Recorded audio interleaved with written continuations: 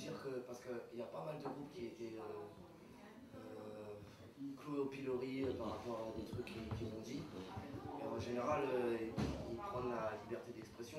Et vous, le fait d'avoir voulu apporter des preuves en disant bah non, ce qu'on dit, on assume et c'est la vérité, ça fait que là, s'ils vous donnent raison, quelque part, ça va ouvrir la porte. Non, non, mais il y a deux choses. C'est-à-dire que quand tu es attaqué sur un morceau, sur un texte de rap, tu as une jurisprudence en France qui est extrêmement bien rodée. C'est-à-dire que tu passes devant le juge, tu lui dis écoutez, Brassens a écrit des textes au moins quelque part d'une violence égale.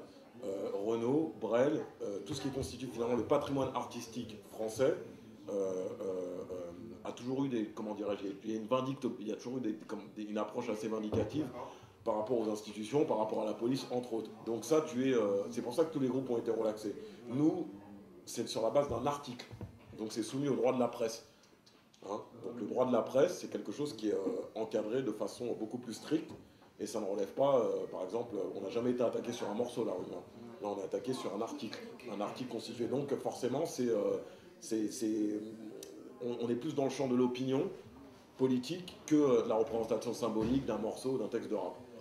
C'est toute la difficulté justement de cette affaire. Donc vous avez quand même conseillé de vous battre sur la liberté d'expression, mais vous avez voulu prendre sur un autre terrain. Partant du principe que dès lors que tu amènes des preuves, dès lors que tu, comment dirais-je, tu démontres par A plus B le bien fondé justement de ton article, et le fait que aussi voilà, tu amènes des témoins à la barre pour corroborer ton approche et tes propos, tu es dans le champ de la liberté d'expression, du moins de la défense de la liberté d'expression. Mais invoquer juste la liberté d'expression, dire bah écoutez qu'on ait tort ou raison, on a le droit de le dire, ça nous paraissait quelque part une ligne de défense extrêmement pauvre, tu vois, très pauvre. Et là aujourd'hui dans vos projets, ce procès, ça influe sur vos projets, sur vos dates à venir? C'est constitutif de l'histoire de la rumeur.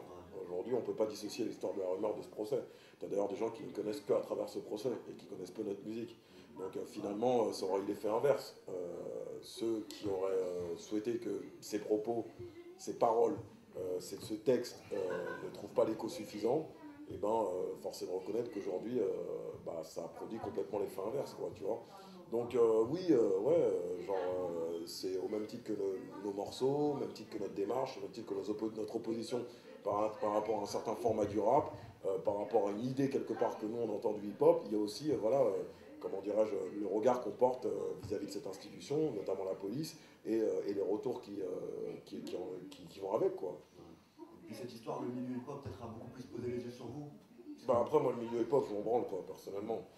Moi, j'interpelle la société civile en règle générale. Tu vois, je parle pas pour un milieu, tu vois. Je parle pour les gens qui sont au fait quelque part de cette réalité, qui ont été victimes d'exactions policières, par exemple, et qui soient dans les milieux hip-hop ou au-delà. Le but de la rumeur, c'est pas de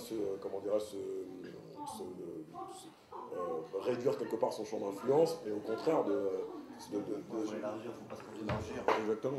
On peut continuer peut-être sur l'édition. Donc vous maintenant vous lancez dans l'édition. On a deux projets, dont un qui est quasiment écrit de Pierre-Jean Luciano, donc qui retrace la chronologie du procès, c'est-à-dire qui recontextualise toute la chronologie de ce procès, de l'écriture du texte d'Amé jusqu'au Conseil d'État, jusqu'à la Cour de casse. Donc c'est quelque chose qui va permettre et à la fois quelque part de rendre cette affaire plus intelligible, plus lisible, en sortant des clichés et en sortant des amalgames, parce que l'affaire La Rumeur, c'est pas l'affaire d'un autre groupe de rap. Et un second projet. Et puis un second projet qui est encore en gestation, donc je peux pas trop en parler à l'heure actuelle.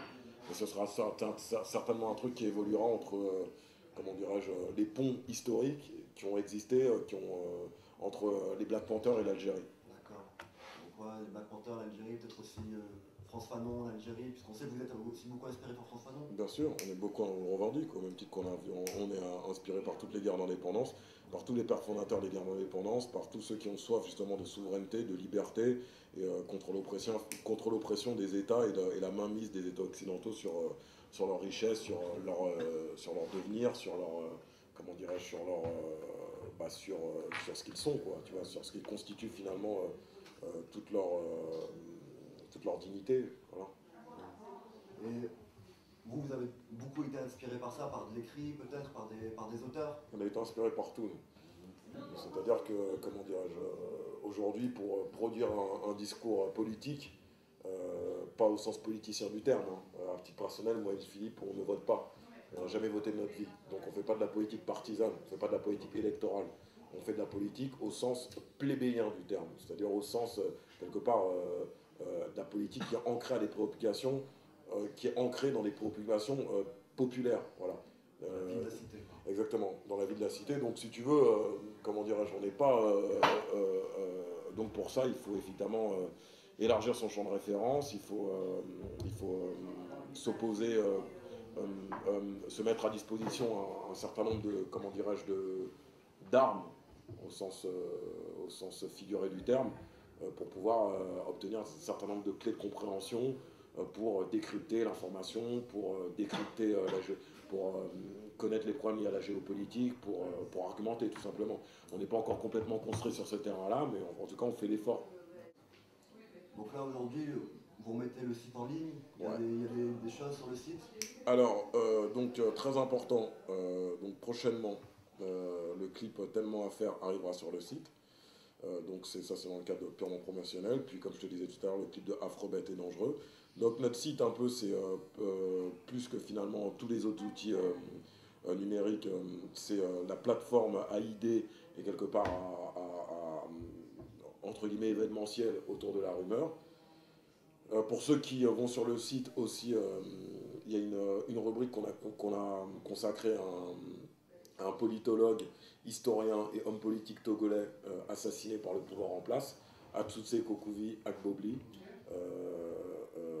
Par ailleurs, son fils Fabrice Ayovi Akbobli a écrit une tribune qui est disponible sur notre site, qui, comment dirais-je, qui un an après l'assassinat de son père, qui met, comment dirais-je, en perspective, qui fait un état des lieux et à la fois quelque part de l'évolution de l'enquête concernant ce crime d'État, et puis aussi de l'inertie des médias occidentaux en général, qui se refusent à relayer ce type d'affaires. Il faut rappeler que les dictateurs togolais ont été surnommés les grands amis par Chirac.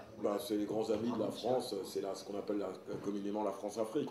C'est le précaré français qui a renforcé ses liens de domination après les guerres d'indépendance. Donc on est encore dans des... Vous aviez fait un morceau sur la France-Afrique. Bien sûr, et ce ne sera pas le seul. Et aujourd'hui, vous pensez que voilà, la France-Afrique c'est fini ou ça continue toujours? Ah bah non, ça continue plus que jamais. Ça plus que jamais. Aujourd'hui, les intérêts de la France sont étroitement liés aux intérêts de l'Afrique. Comme j'ai coutume de le dire dans un lyrics, que sera la France sans l'Afrique? Donc on problématise aujourd'hui, par exemple, toutes les questions liées quelque part à la politique internationale autour de ce prisme-là. C'est-à-dire que quand par exemple, je prends un exemple, hein, quand on parle de l'immigration, on ne dissocie pas la question de l'immigration du pillage éhonté continuel effectué dans ces pays finalement qui fournissent une immigration de masse. Politiquement, ça a un rapport. Oui, bien sûr, c'est un rapport de force qui est constant aujourd'hui et qui fait que tu as énormément de nos frères qui viennent s'échouer sur des plages en Italie et autres. Et qui, par exemple, on ne peut pas dissocier la question des sans-papiers. Le soutien, comment dirais-je, j'aurais même tendance à dire, tu vois, citoyen, pour ne pas dire naïf, c'est tel que je l'entends, hein, bien sûr, des sans-papiers qui consistent à dissocier cette question-là. On ne peut pas dissocier la question des sans-papiers de la question de la France-Afrique. Voilà.